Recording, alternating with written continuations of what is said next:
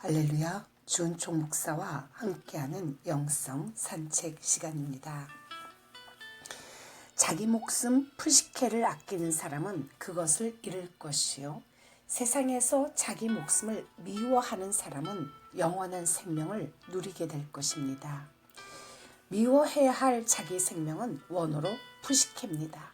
푸시케는 자아를 나타내는 육신의 생명이죠. 무엇을 먹을까, 무엇을 입을까 번뇌하며 육신의 정욕에 집착한 인간이 푸시케적인 인간입니다. 반대로 영원히 보존될 생명은 쪼에입니다. 우리 모두는 현세에서 장수하면서 건강하게 살고 내세에서는 영원한 생명을 누리면서 복되게 살기를 원합니다. 그러나 주님은 이 세상에서 자기 생명, 푸시케를 미워하여야 영원한 생명을 얻게 된다고 말씀을 하십니다. 돈 미구엘 루이스라는 멕시코 외과 의사가 있습니다. 그는 현대인들의 잃어버린 내면의 평화와 영혼의 행복을 일깨우는 작가이기도 한데, 그의 책 For Agreement라는 뉴욕타임즈가 선정한 베스트셀러로 30개국의 언어로 번역되었습니다. 그가 잘 나가던 의사에서 작가로 전업하게 된 계기는 자신의 죽음 체험입니다. 어느 날 엄청난 자동차 사고로 그는 죽습니다. 사고가 난 직후 자신이 운전대를 잡은 채 피를 흘리고 죽어있는 것을 보았습니다. 육체 밖에서 죽은 자신의 육체를 본 것이죠. 순간 스스로에게 질문을 던졌습니다. 죽어있는 저 사람은 누구이며 그를 보고 있는 나는 또 누구지? 동시에 전혀 생소한 또 다른 세계를 보았습니다. 그 세계는 온통 빛으로 가득 차 있었죠. 그가 말합니다. 나는 빛 속에 있었고 그것은 완전한 깨달음, 순수한 인식의 순간이었습니다. 그 빛의 모든 사물의 정도가 담겨 있음을 알았죠. 그때 저는 절대자 하나님과 함께 있었습니다. 그렇게밖에는 설명할 길이 없습니다. 어떤 연유와 가정인지는 모르지만 그는 다시 소생하였습니다. 그리고는 지금까지 살아온 방식과 추구하던 것을 버렸죠. 지금까지 옳다고 믿었던 것들이 대부분 거짓이고 잘못된 것임을 알았기 때문입니다. 그리고 그 빛의 세계에 대해서 증언하며 살겠다고 마음을 먹었습니다. 한 번도 그 빛을 본 적이 없는 사람들에게 그 빛을 어떻게 전할 수 있을까 고심하던 끝에 작가가 되었죠. 다같이 스가랴 3장 2절로 3절 읽습니다. 여호와께서 사탄에게 이르시되 사단아 여호와께서 너를 책망하노라. 예루살렘을 택한 여호와께서 너를 책망하노라. 이는 불에서 꺼낸 그슬린 나무가 아니냐 하실 때 여호수아가 더러운 옷을 입고 천사 앞에 서 있는지라. 우리는 불 가운데 꺼낸 그슬린 나무들입니다. 가치관이 바뀌었죠. 죽음은 더 이상 두려운 것이 아니라 오히려 기다리는 것이 되었습니다. 영성은 더 강해졌으며 물질이나 지위나 권력에 대한 집착은 사라지고 영혼구원과 천국과 지옥에 대한 관심은 늘어났습니다. 푸시케는 자아를 나타내는 육신의 생명입니다. 무엇을 먹을까 무엇을 입을까 번뇌하며 육신의 정욕에 집착하는 푸시케적인 사랑과 함께 있으면 힘이 빠집니다. 그러나 영원한 생명을 사랑하는 쪼에의 사람들과 함께 있으면 힘을 얻죠. 삶의 신성함에 대한 믿음과 하나님의 존재에 대한 신념, 삶의 의미나 목적에 대한 인식이 깊어졌습니다. 그래서 자기가 버는 돈으로 기꺼이 선교 헌금을 하여도 아깝지가 않고 기쁜 것입니다. 많은 사람들이 쉼이 필요한데 그것을 느끼지 못하고 있습니다. 한 주가 너무 바빠요. 정신없이 일에 쫓깁니다. 서둘러야 합니다. 아침부터 저녁 늦도록 일하고 밤을 새워 일합니다. 그러므로 어쩌다가 쉬는 날은 피곤을 풀기 위하여 야외에 나가지만 피곤은 더욱 쌓이기만 하죠. 자신의 몸과 마음을 돌보며 영혼을 안식할 틈이 없습니다. 전도하러 나가며 예수 믿으세요 라고 얘기하면 아 바빠요. 주일에 왜 예배 참석을 하지 못하셨습니까? 바빠서요. 그러나 영혼의 주인이신 하나님이 부르시면 아무리 바빠도 가야 합니다. 우리나라는 40대 사망률이 세계에서 가장 높습니다. 정신없이 바쁘게 노동하다가 정신없이 죽어갑니다. 앞을 향하여 바쁘게 나갈 줄만 알았지 계속적인 나감을 위하여 안식을 생각하지 않았기 때문이죠. 병원에 가면 대개 어떤 병이든 쉬십시오. 안정을 취하십시오. 라고 진단합니다. 일을 줄이고 나의 영혼을 돌볼 수 있는 시간을 마련해야 합니다. 먹을 거, 입을 거, 그리고 이 땅에 필요한 것을 장만하고 채우느라 정신없이 뛰어다니지만 일주일에 한 번은 하나님과 자신과의 관계를 점검하고 그분의 말씀을 묵상하고 정말 하나님이 내게 무엇을 원하는지를 생각하면서 살아갈 수 있기를 축복합니다. 하나님은 신이죠. 쉬지 않아도 될 뿐이지만 우리를 위해서 엿새 동안 천지를 창조하신 후에 7일째 안식을 하셨습니다. 당신에게는 쉼이 필요합니다. 안식이 절대적으로 필요한 때이죠. 육체적으로 정신적으로 지쳐 있어 마땅히 누려야 할 영혼의 안식까지도 잃어버렸습니다. 하나님이 무엇을 당신에게 원하는지도 모른 채 바쁘고 피곤하게 달려가는 삶이 바로 당신의 삶이 아닌가요? 이 시간 예수님이 당신에게 말씀하십니다. 수고하고 무거운 짐진 자들아 다 내게로 오라. 내가 너희를 쉬게 하리라. 하나님이 당신을 병으로 눕히기 전에 주일에는 모든 일을 쉬고 주님의 말씀과 은혜를 묵상하며 다음에 할 일들을 점검해 볼 수 있는 안식을 가질 수 있기를 축복합니다. 이 시간에 찬양 주날개 및 내가 편안히 쉬네 라는 찬양 하나님 앞에 올려드립니다.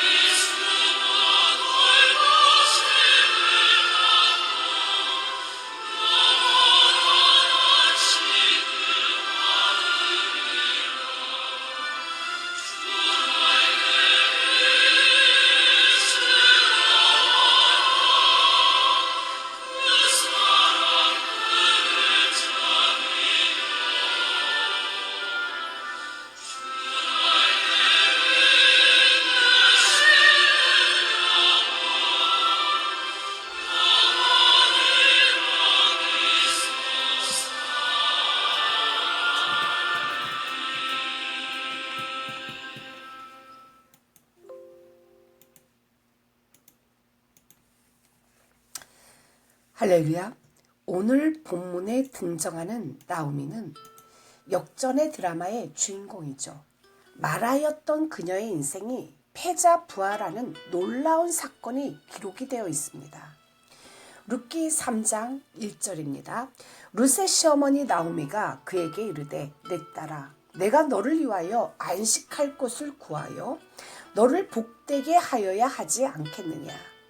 이 말씀 속에는 나오미의 의도가 들어 있습니다. 바로 룻을 향한 연민이죠.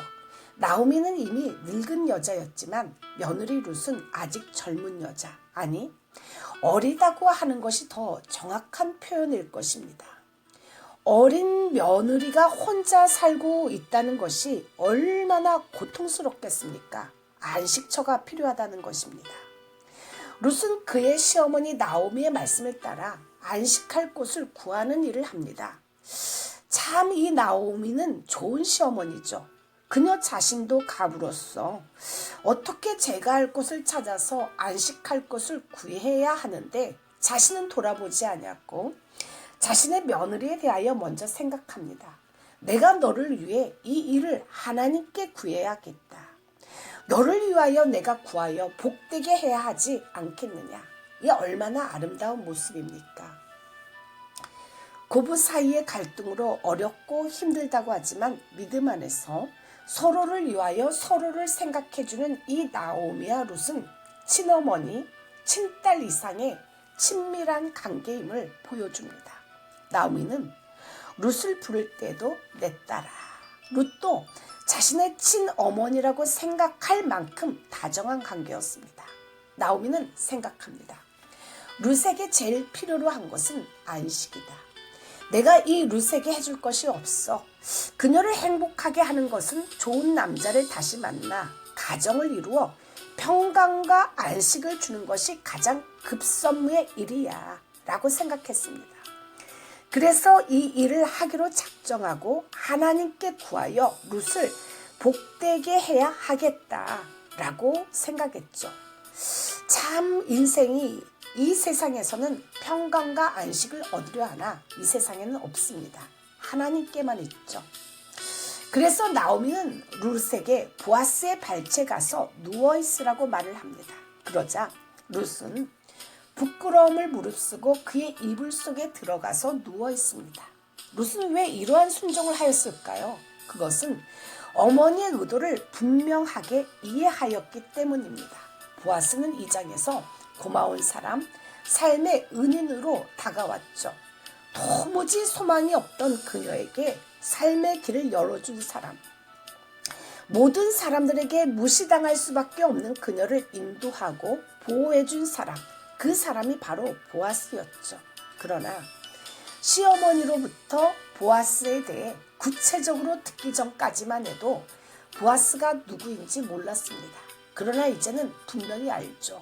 그가 누구인지, 왜 그녀가 보아스의 발치 아래로 들어가야 하는지 그 이유를 알게 되었습니다. 나오미는 룻에게 아름답게 단장하라고 권면합니다. 보아스의 품에 들어가려면 보아스의 눈에 아름답게 보여야 하죠. 룻기 3장 3절입니다. 그런즉 너는 목욕하고 기름을 바르고 의복을 입고 타작 마당에 내려가서 너는 목욕하고 기름을 바르고 의복을 입고 타작 마당으로 내려가라. 지금 나오미가 룻에게 하는 말 속에는 이러한 의미가 있습니다. 내 가부의 옷을 벗어버려라. 너는 지금까지 충분히 오래 입어왔다. 이제 새로운 옷을 입어. 더 이상 과거에 집착하는 삶을 살지 말아라. 룻은 아무것도 없는 빈털터리의 여자죠. 정말 불쌍한 사람입니다. 한마디로 가련하죠. 그렇지만 룻은 시어머니가 말씀하신 것에 그대로 순종합니다. 6절입니다. 시어머니의 명령대로 다 하니라. 당신이 그리스도의 품에 심의 안식을 누리려면 이제 할 일은 주님께 보이기 위하여 자신을 깨끗하고 아름답게 가꾸는 일에 힘을 써야 합니다. 신부는 신랑의 품에 들어가기 전에 목욕하고 기름을 바르고 의복을 입어야 하듯이 자신을 아름답게 단장하는 일이야말로 지혜로운 그리스도인이 해야 할 일입니다. 결혼식장에 들어가는 신부는 일생에서 가장 아름답고 깨끗한 순간입니다. 씻고 화장하고 아름다운 옷을 입습니다. 먼저 말씀의 생수로 마음을 깨끗하게 씻으십시오. 에베소서 5장 26절입니다. 이는 곧 물로 씻어 말씀으로 깨끗하게 하사 거룩하게 하시고, 십자가의 복음은 마음의 더러움을 씻어내는 능력을 가지고 있습니다. 날마다 말씀으로 자신의 마음을 씻어내십시오. 말씀으로 마음에 내 생각들을 걸러내는 일이 주님을 기쁘게 하는 일입니다. 신랑은 정결한 신부를 기뻐하듯이 그리스도는 늘 마음을 정결하게 하는 성도를 품에 안아주십니다. 두 번째로 성령의 기름으로 마음을 단장하십시오. 요한일서 2장 27절에 예나 지금이나 기름은 아름다운 화장품입니다. 기름은 사람을 윤기나게 보이게 하고 아름답게 해줍니다. 기름 부음은, 이 기름은 기쁨과 잔치를 상징하죠. 영적인 의미에서 기름이란 성령을 말합니다.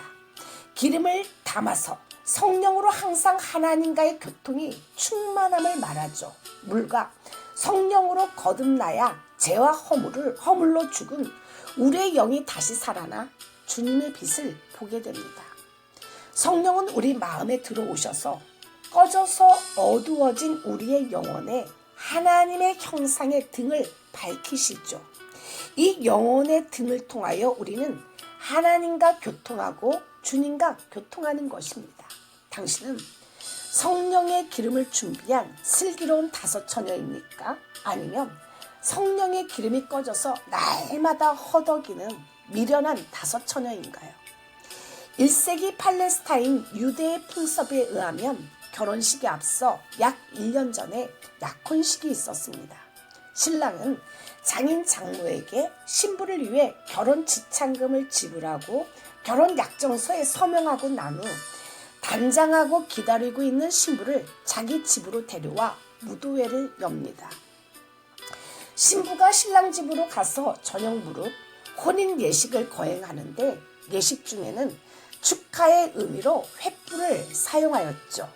이때 신부집에서는 10처녀로 구성된 도우미 처녀들, 신부 또래의 절친한 친구들은 신부가 신랑 집으로 가는 결혼 행렬에 참가하는 것이 관례였습니다. 결혼 행렬에 참여하려면 각자의 횃불이 필요했죠. 횃불에는 막대기에 솜에 감람유를 묻혀서 불을 밝혔습니다. 감람유는 15분마다 다시 공급되어야 했죠. 신랑집에서 열리는 무도회에 참가하려면 감람유가 지속적으로 공급되어야 했습니다. 예수님은 하나님 나라를 마치 등을 들고 신랑을 맞으러 나간 10처녀에 비유합니다. 5은 슬기로운 처녀요, 5은 미련한 처녀죠. 슬기로운 5처녀는 기름에 그릇에 기름을 담아 등과 함께 가져갔으나 미련한 5처녀는 기름을 가져가지 않았습니다. 당신의 영적인 상황은 본인이 가장 잘 압니다. 당신은 어떤가요? 세 번째로 선하고 아름다운 행실로 옷을 입으십시오. 계시록 19장 8절입니다. 그에게 허락하사 빛나고 깨끗한 세마포를 입게 하셨은즉 이 세마포는 성도들의 옳은 행실이로다 하더라. 신부의 드레스는 희고 아름답습니다. 성도의 드레스는 옳은 행실이죠. 주님의 신부는 깨끗한 세마포를 입습니다. 어떤 여자도 자신의 결혼식을 앞두고 자신을 아름답게 가꿀 것입니다. 목욕하고 기름 바르고 의복을 입고 이런 자세로 사는 신부는 평생에 신랑이신 예수 그리스도의 극진한 보호를 받고 삽니다. 우리 모두는 그리스도와 혼인잔치를 앞두고 자신을 단장하는 신부라는 사실을 잊지 마십시오. 이 시간에 내 마음의 주를 향한 사랑이 나의 마음엔 주가 주신 진리로 찬양 하나님 앞에 올려 드립니다.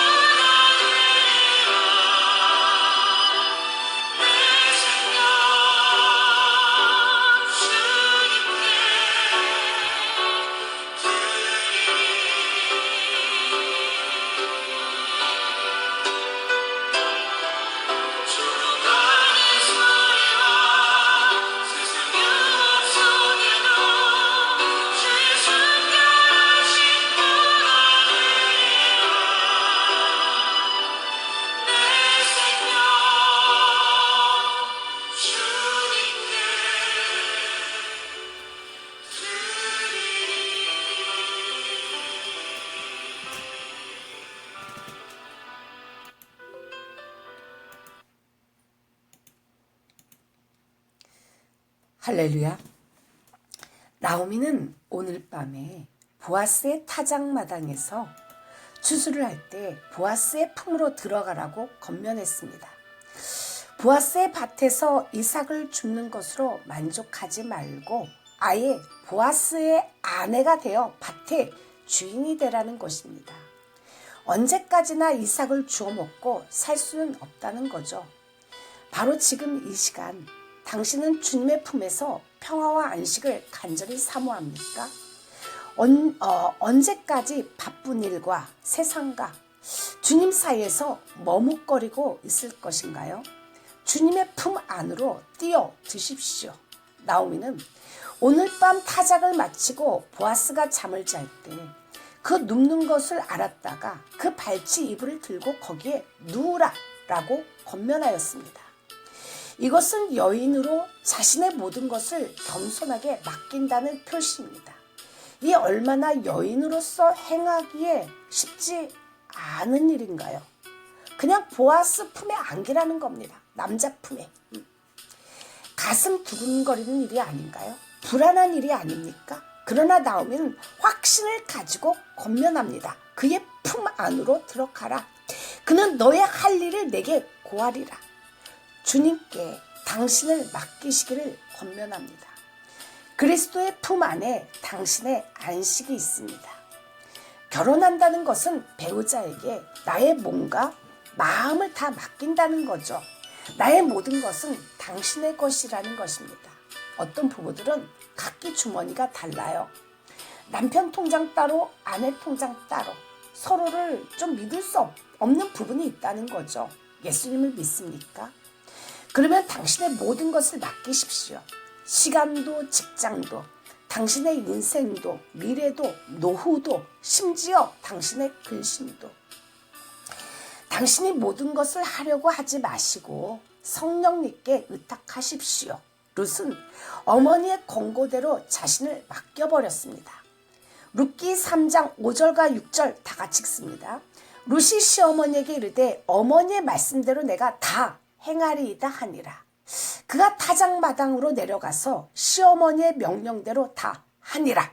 이 시간의 찬양, 고난 내 영혼 편히 쉴 곳가, 풍랑 이뤄도 안전한 포구, 폭풍까지도 다스리시는 주의 영원한 팔 의지에 하나님 앞에 올려드립니다.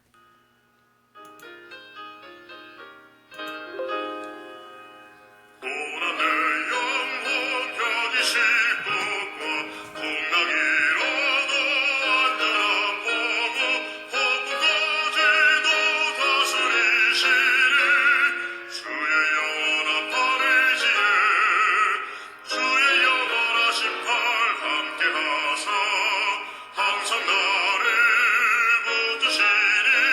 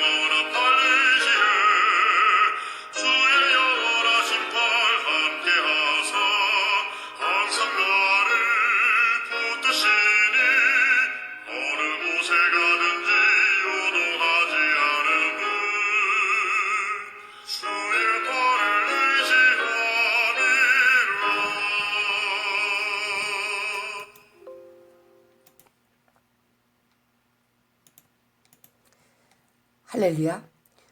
7절에 룻이 가만히 가서 그의 발치 이불을 들고 거기 누웠더라. 주일은 주님의 품에 눕는 시간입니다. 회사에 남겨둔 일생각, 부엌에 가스불을 끄고 왔나 안 왔나, 이따가 친구 만날 생각, 오후에 해야 할 일의 생각, 전혀 주님의 품에 안기지 않는 자세죠. 진정한 심의 예배가 아닙니다. 심의 예배를 드리는 분들이 있고 노동의 예배를 드리는 분들이 있습니다.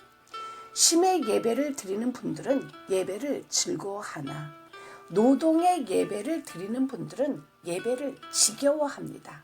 당신이 진정으로 주님을 사랑한다면 모든 것을 맡기고 거기에 누워 있어야 합니다.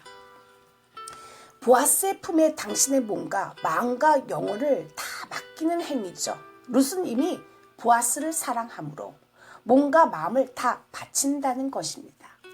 여기에 참 쉼과 안정과 평화를 얻게 됩니다. 그리스도는 강하십니다. 당신의 모든 삶의 문제에 해답을 다 가지고 계신 하나님이시죠. 주님, 인생을 내가 지고 있는 것이 아니라 근심조차 기쁨으로 바꾸어버리는 하나님께 맡기게 하여 주시옵소서. 온전한 주일 성수가 있게 하시어 하나님의 품에서 안식하게 하옵소서. 성령의 기름이 준비되어 있는 슬기로운 처녀가 되게 하여 주시옵소서. 예수 이름으로 기도를 올려드립니다. 아멘. 이 시간의 찬양 마지막으로 이것을 너희에게 이름은 너희로 내 안에서 평안을 누리게 하려 함이라. 마지막으로 이 찬양 주님 앞에 올려드립니다.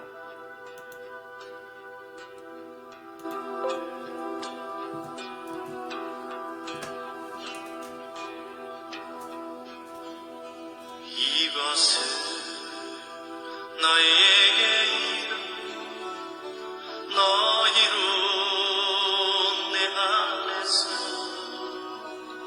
평안을 영원토록 누리게 하려 함이라. 이것은 너희에게 이름 너희로 내 안에서 사랑을 영원토록 누리게 하려 함이라. 세상에서 너희가 환난을 당하라. 담대하라. 세상을 이기었노라 하시니라. 이것은 너희의